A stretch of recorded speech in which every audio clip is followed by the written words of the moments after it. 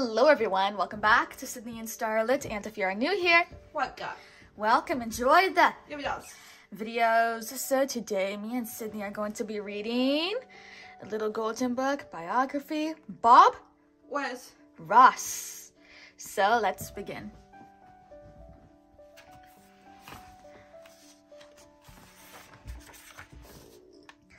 Robert Norman Ross was born on October 29, 1942, in Daytona Beach, Florida.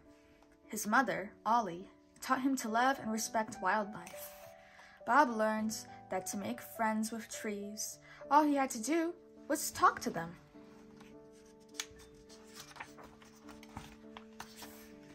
Growing up in Florida, Bob would find and take care of injured animals, including snakes, squirrels, and armadillos.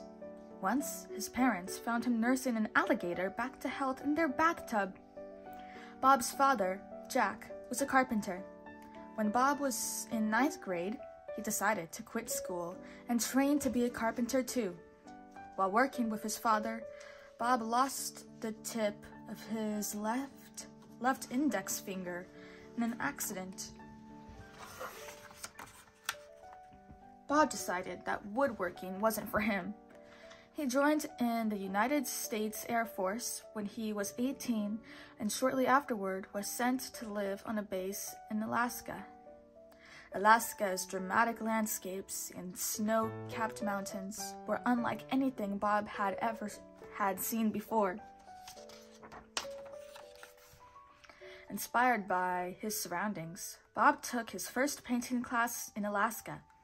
Though he enjoyed painting, he was frustrated by his teachers, who preferred abstract art to realism. But Bob wanted to learn how to paint a tree that actually looked like a tree. One day, while watching TV, Bob discovered a show called The Magic of Oil Painting. The host, a German painter named William Alexander, who lived in Bob's home state of Florida, completed a landscape painting during each 30-minute episode while explaining his technique. Bob was fascinated. Bill Alexander used an oil painting technique called alla prima, or the first attempt in Italian, also known as wet on wet. This approach allows artists to finish painting quickly by applying new layers of paint without waiting for the previous layers to dry. Bob kept watching Bill's shows, and he practiced the wet on wet technique until he mastered it. Before long, Bob was painting landscapes on the backs of gold panning tins and selling them for $25 a piece. In 1981, Bob retired from the Air Force as a master sergeant and moved back to Florida to study in person with Bill Alexander. Bob even joined Bill's company as a traveling instructor. In one of Bob's painting workshops, he met Annette Kowalski.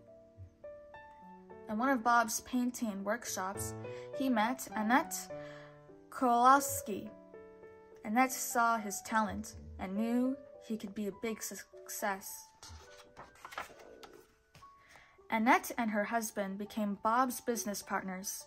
Together with Bob's wife, Jane, they started Bob Ross Inc., launching a line of paints and brushes. Although Bob's hair was naturally straight, he saved money on haircuts by getting a perm, a curly hairstyle that can last a long time.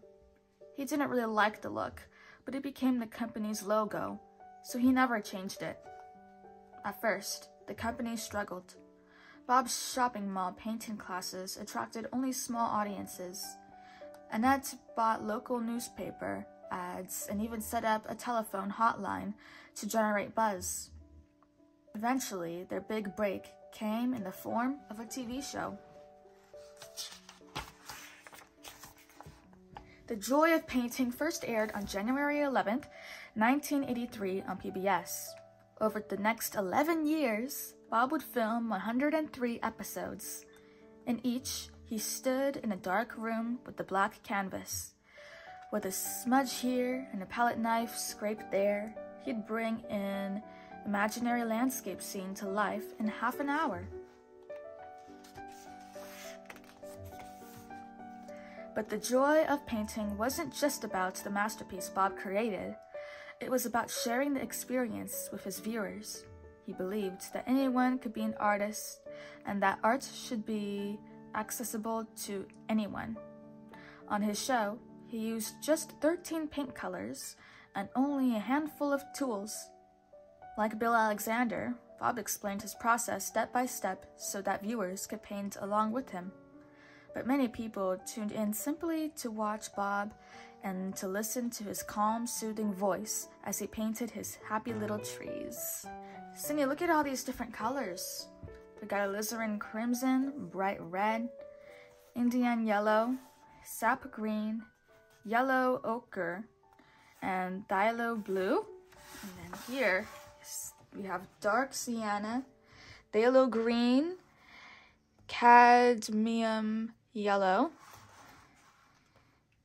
Persian blue, midnight black. We got titanium white and Vine Dyke brown. And then we got script liner used for fine details like twigs, a 2-inch brush perfect for painting skies and trees, a fan brush ideal for making forests, a palette knife great for forming mighty mountains and riverbanks. Wow, Sydney. That's a lot of cool colors and stuff. Bob remained an animal lover his entire life. Occasionally, animals that Bob was helping to rehabilitate appeared on his show. These included a baby raccoon, a fawn, an owl named Hoot, and, perhaps the most famous of all, Peapod the squirrel. The Joy of Painting is considered to be the most popular art show in history. People from all over the country and the world turned on their televisions and turned to Bob for inspiration. Bob died on July 4th, 1995, but his legacy lives on. Today, there are more than 3,000 official Bob Ross instructors worldwide, and although he never received recognition from the art world during his lifetime, you can now find some of his paintings in the Smithsonian's National Museum of American History's permanent collection.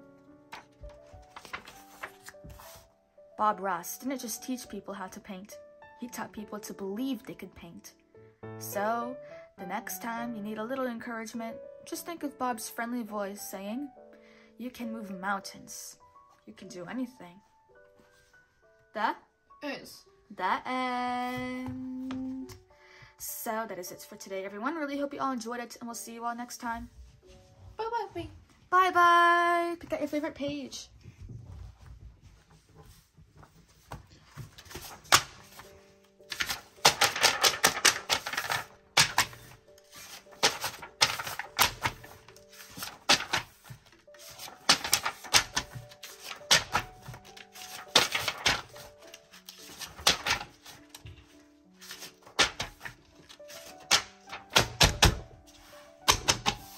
Who's your favorite person or thing in this book? Well, The squirrel. Good choice. Bye-bye. yeah, look. The squirrel.